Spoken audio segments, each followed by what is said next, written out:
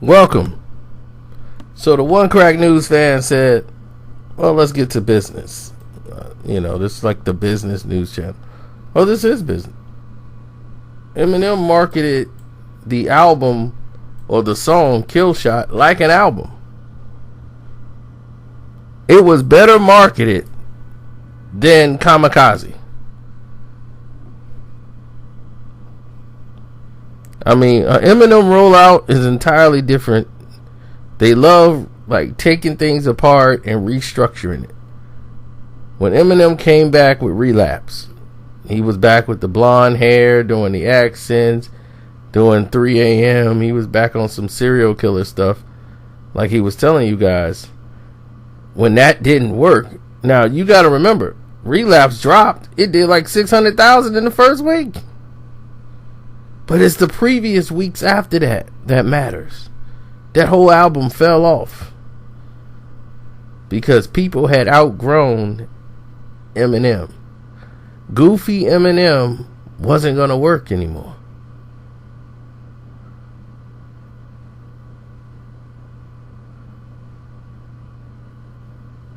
So you can't go from being goofy to being serious, then going back goofy. That don't work.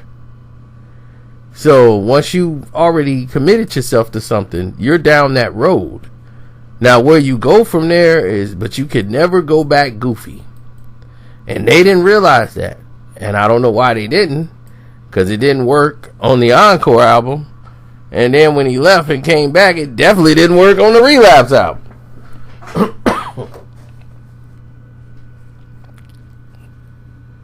So they went back to the drawing board. And what they came up with was something even more.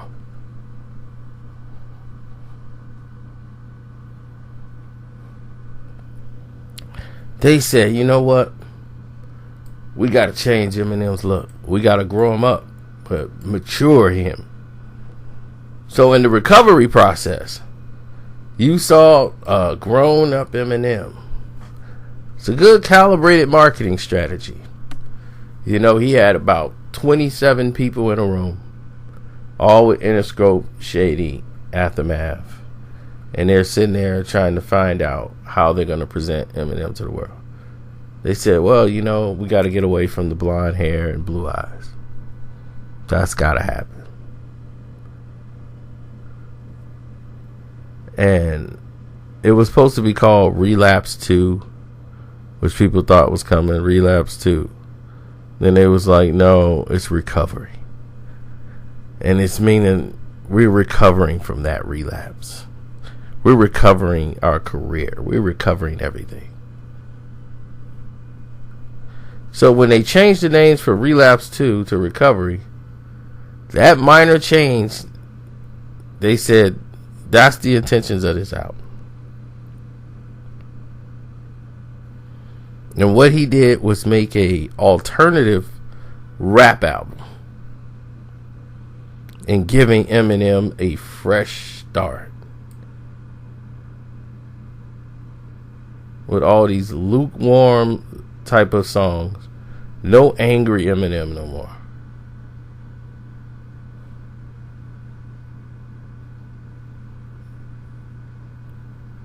And he was just spitting it was easy listening rap from Eminem. And it came out storming out the gate with Not Afraid, right? They sold like over 700,000 copies. But it stayed up there because he had another hit song, Love the Way You Lie, followed it. And once Love the Way You Lie hit, then it started to take off. So now you had a different type of Eminem. Right? So these are the type of things that I'm building up to let you know the example of how marketing works. Okay, they got people that work for Billboard. They got people that work in all these areas, these record companies do. And they got people that's going to, tell you why they want to do certain things. Like, they have people that work at Entertainment Weekly. They have guys planted everywhere to write false narratives for you to believe, because they know the general public really doesn't care. They don't care. Like, it does not affect their lives what happens with Eminem or what Eminem does. They know that. So what they do is they change the narrative for you. They say, okay, we know you don't care, and that is exactly what we want. We want the guy that's not going to care. We want the guy that's not going to actually explore. We want the person to not care, see what we write, read it, read the title of it, and take it as face value and keep it moving. Because that's what people do. And then when other people try to expose, wait a minute, these are lies. This is what happened. This is what they get upset because they spent thousands and hundreds of thousands of dollars to paint this lie, to project to you. We want to project this image to you. Now, KILLSHOT, the diss response back to MGK, was gonna have to be marketed right. Because if it wasn't, then Eminem is for naught. He can't look like he lost. Even though people are like, I don't know about this, man. The general public felt he lost. Then they start saying, oh, it's the biggest diss song ever in history. Eminem just destroys MGK. And MGK, he quits. He gives it up because he can't beat Eminem. All of these lies. So, when you see all this happening, you're like, wow. This is really amazing. Like, this is really going out. They're going all out to paint this narrative. Because they knew the mystique of Eminem was at stake. It was being put on display. And it was all at stake.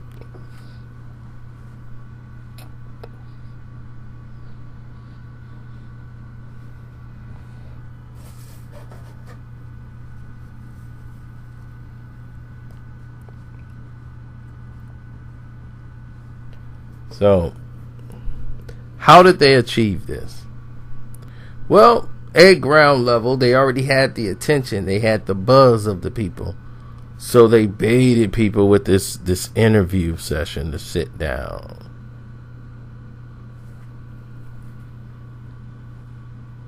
So it's like, okay. So now they talk about, oh, it's had the largest build-up in the world. It had, oh my God, it had, in less than 24 hours, everybody went to go see it. It was so huge that fans didn't believe it.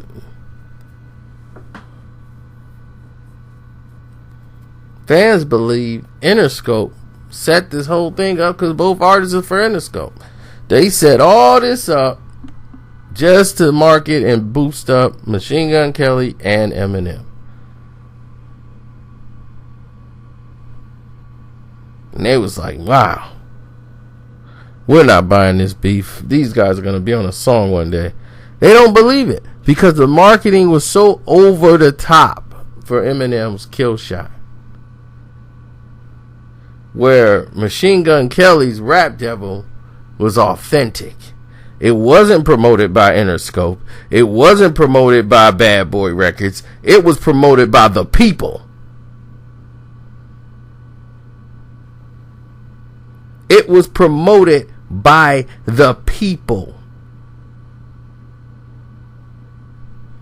And that's why Rap Devil is still standing in the top 5.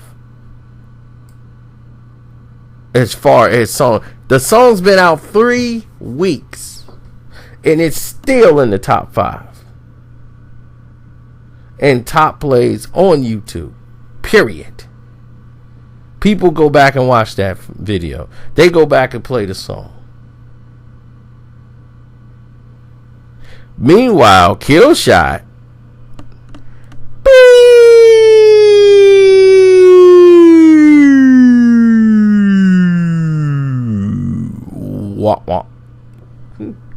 now,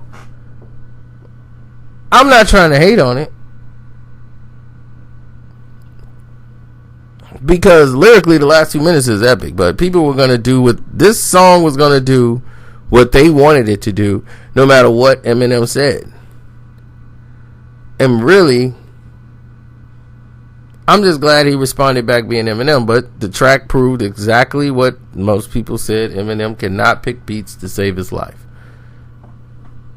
And that's going to kill the replay value of the song. And that's exactly what you're going to see now. KILLSHOT's going to fall way out of the charts, while Rap Devil will still remain higher because of the replay value. Now, Eminem still has to respond to certain things that have happened, because all of it does was KILLSHOT didn't really do anything, especially MGK.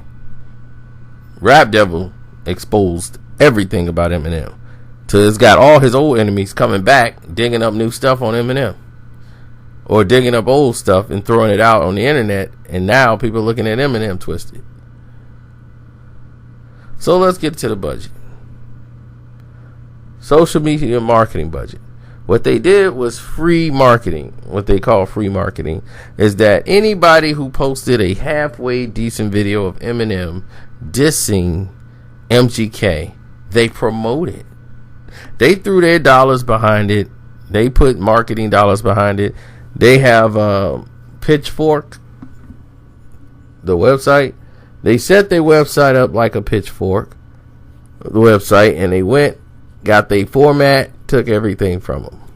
Now they're going to make sure these videos get pushed to all the major hip-hop networks that they work with, like XSL, The Mag. They basically run them. What's that? Hip-hop, I think Hip Hop DX was writing and putting out all false narratives. A fake video was made by a fan who was altered by the fan. They took it and ran with the video. Ran with the fake, knowing that there's a real video out there. They ran with the fake video. Promoted the fake video. Still promoted the fake video. Wrote fake articles on the fake video, knowing that there was a real video out there to prove that the fake video didn't exist. Then when the real video came out, they weren't even writing about it. Why is that?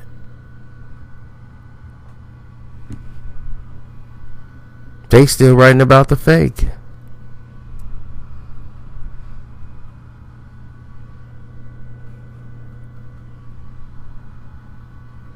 And all this showed me was MGK don't have the right team behind him.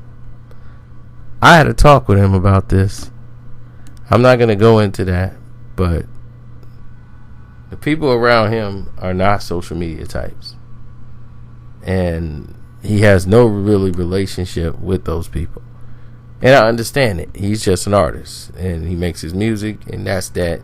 And he was like, "Dog, I thought he was an MC. I thought, MCs handle he's trying to use marketing people, all type of business, Reddit.coms. They using every little angle they can in the power that they have." I'm like, well, you got to realize his career's on the line. His career is on the line. Rap Devil put his career on the line. He can deny it all he wants, but Eminem's not going to come out of the woodwork and diss somebody because he has to. This is the first time he had to come back and reply. It was all on the table.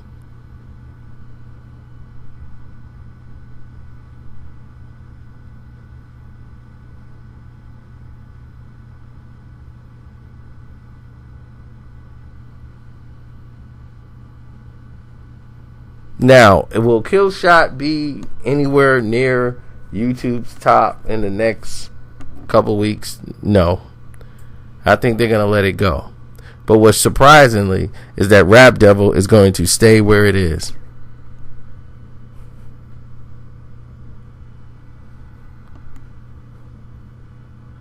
It took Eminem 2 weeks to come out with KILLSHOT. It took Kelly 2 days.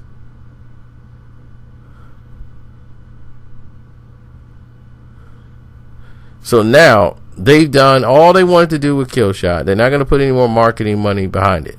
It's done. So now we've told they spend hundreds of thousands of dollars to promote this one song. Almost the money that people would spend to promote a budget for a doggone album or EP. They spent hundreds of thousands marketing this push.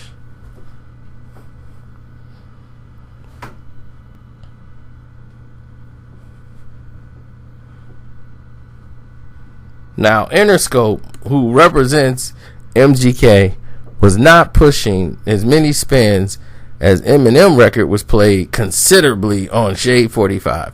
They played KILLSHOT on the Sirius XM channel like I don't know how many times. You will never hear Rap Devil on Shady 45. You know, obviously, right? So Sirius Radio should have been playing it on many different outlets, singing that it's the number 3, you know, charting song on YouTube, most played song. So you would think it had a lot of spins on Sirius XM. It did not. But KILLSHOT was played a lot through the Sirius network, not regular radio, but there it was.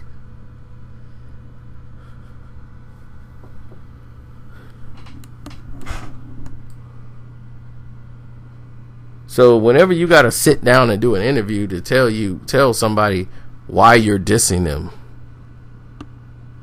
the diss record worked.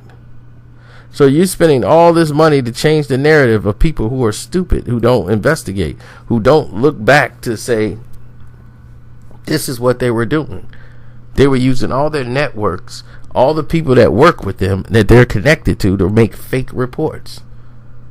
All the stuff they said about MGK was false. Oh, he had that song written 6 months ago. Stupid. The lyrics proved you wrong. You were wrong. You guys never credited him for that. So if they made that lie up, what other lies did they make? Oh, they were booing at the concert and lie. Oh, those guys were brought there at the concert. The guy, he punched he punched MGK. He gave him the finger and they set that guy up to be there. Lie. All lies. Eminem sent his actor buddy who supports him to go up there and like, watch this, I'm gonna go take a Instagram video of me telling MGK, you know, he's a piece of it for attacking families. And he goes over there and decides that he wants to be famous and go and get involved in the beef. And he got involved. Hopefully that shoe print on the side of his face heals. And he learned a very valuable lesson. Leave people alone. Now, all of these things are done to show you one thing. One side is playing a crooked game, and the other dudes are shooting straight. Who got 15, 16, 17 different celebrities trying to retweet their album?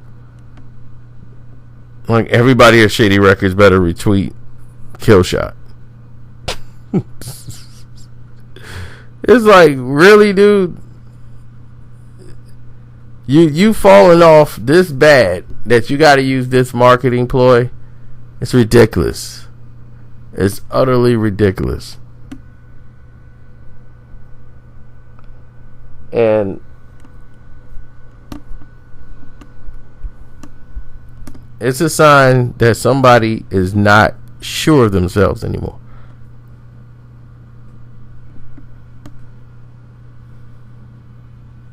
They're not.